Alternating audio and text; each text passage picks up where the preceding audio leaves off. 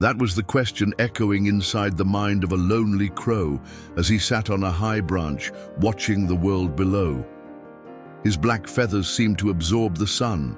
His voice was harsh and unwanted, and no one ever looked at him with admiration. Every time people passed by, they shooed him away.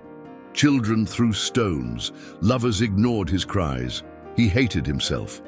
One day, tormented and desperate, the crow flew to a distant mountain where it was said a wise monk lived. The monk, aged and calm, was meditating under a tree when the crow landed before him. "Master," said the crow, "why was I born like this? Why do people hate me? Why can't I be beautiful like the swan, or colorful like the parrot, or admired like the peacock? I don't want to live like this anymore." The monk opened his eyes slowly, as if awakening from centuries of wisdom. "Are you sure becoming someone else would make you happy?" the monk asked gently. "Yes," the crow exclaimed. "More than anything." The monk smiled and raised his hand. A strange wind swirled around them. "Then I shall give you one chance. Choose a bird, any bird in the world, and I will turn you into it." Without hesitation, the crow cried, "Make me a swan." The transformation was instant. The crow now had elegant white feathers, a long neck, and glided across a lake under the golden sun.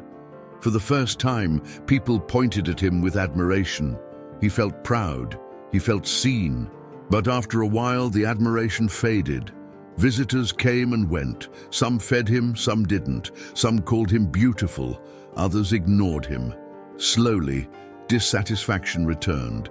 "I'm just plain," the swan sighed. "Only white, no colors, no personality." He looked to the trees and saw a parrot perched high above, feathers glowing green, red, and yellow like a living rainbow. "I want to be that." The wind blew once more. He became a parrot. Now everyone noticed him. His colors were stunning. Children gathered to hear him speak. But as days passed, he grew anxious. People tried to trap him in cages. He was no longer free. And worse, he heard people whisper, if only he were a peacock, then he'd be truly beautiful.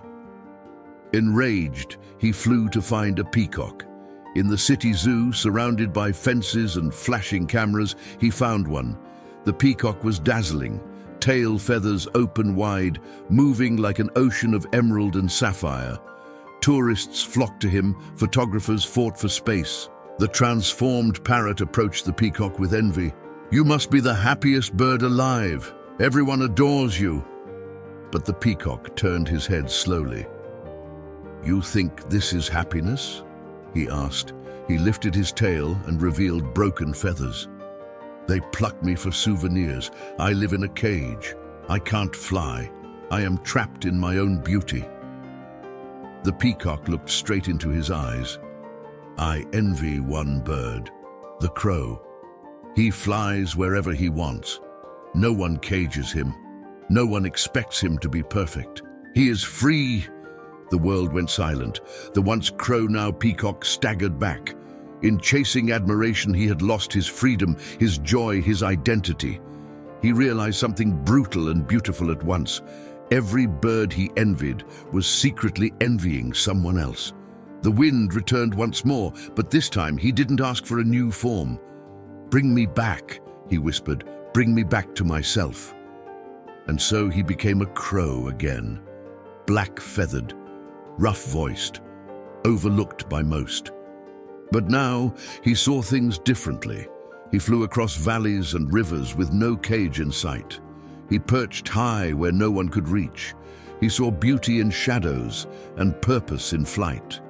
He stopped wishing to be someone else, and slowly he began to enjoy the life that once felt like a curse, because now he knew the truth. If you spend your life comparing, you'll always feel incomplete.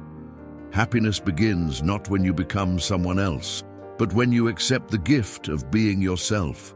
And from that day on, the crow sang louder than ever, not to please others, but because he finally liked the sound of his own voice. Life lesson: don't compare your journey to others.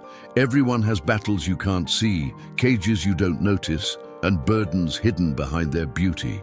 True contentment comes when you stop wishing for different wings and start using the ones you already have.